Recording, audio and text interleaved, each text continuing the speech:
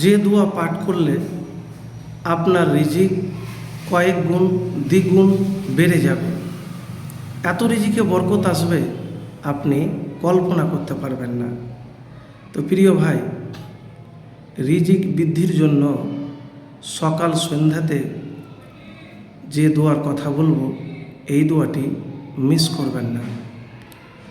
রিজিক মানে শুধু টাকা পয়সা ধন দৌলত নয়, এটি পারিবারিক মানসিক শান্তি, ভালো থাকা, সুস্থ থাকা, স্ত্রী সন্তান সন্ততি সেগুলিও ভালো হওয়া, নেককার হওয়া, এসব জিনিস হলো উত্তম রিজিক। তো প্রিয় ভাই, রিজিক উত্তম উপার্জন একজন মানুষের জীবনে অত্যন্ত গুরুত্বপূর্ণ। মহান আল্লাহ রিজিক প্রদানকারী এবং তিনি যেভাবে চান সেভাবেই রিজিক দেন। তবে মুমিনদের জন্য কেবল আল্লাহর কাছে প্রার্থনা করা যথেষ্ট নয়, বরং রিজিকের ব্যাপারে কিছু কিছু করণীয় রয়েছে যা তাদের জীবনকে সহজ করে এবং আল্লাহর সন্তুষ্টি অর্জনে সাহায্য করে।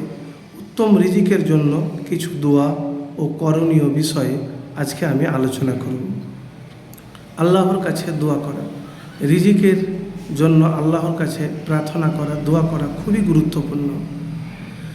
আল্লাহ তার বান্দাদের কাছে সৎভাবে চাওয়া, প্রার্থনা করার জন্য উৎসাহিত করেছেন কিছু দোয়া যা উত্তম রিজিক লাভের সাহায্য করে। তো আমি একটি দোয়ার কথা বলবো, সে দোয়াটি হলো আল্লাহুম্মা গফিরলি জামবি ওয়া ওয়াসিলি ফি রিজকি ওয়া বারিকলি ফিমা রাযাকতানি। হে আল্লাহ, আমার গুনাহ ক্ষমা করে দিন, আমার ঘর প্রশস্ত করে দিন এবং আপনি আমাকে যে জীবিকা দান করেছেন তাতে বরকত দান করুন। তো প্রিয় ভাই, আপনার রোজগার করছেন,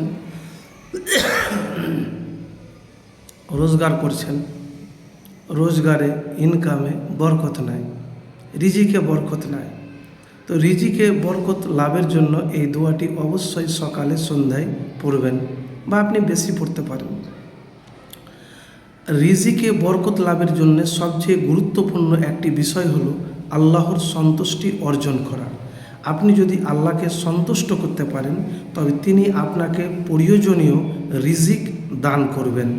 এর জন্য আপনাকে এই বিষয়গুলির দিকে মনোযোগ দিতে হবে।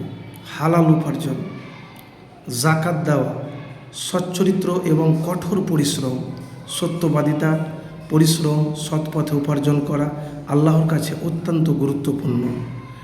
তো ধৈর্য ধারণ করা, কখনো কখনো রিজিক দেরিতে আসে, এ সময়ে ধৈর্য ধারণ আপনাকে করা লাগবে।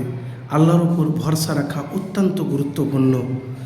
আল্লাহ বলেন যারা ধৈর্য ধারণ করে তাদেরকে তাদের পুরস্কার দ্বিগুণ দেওয়া হবে। সূরা আল আহজাব 11 নম্বর আয়াত। তো প্রিয় ভাই, আমি এতটুকু আপনাকে বলবো যে আপনি ধৈর্য হারাবেন না। আপনার রিজিকে বরকত নাই তো কী হয়েছে, হতাশ হবেন না, যা আছে তা নিয়ে সন্তুষ্ট থাকুন। আলহামদুলিল্লাহ বেশি বেশি করে বলুন। লোভ লালসা ত্যাগ করুন, একবার আল্লাহর হয়ে যান, আল্লাহ আপনার হয়ে যাবে। আল্লাহর কাছে সাহায্য চান, দোয়া করেন, ইনশাআল্লাহ পাবেন।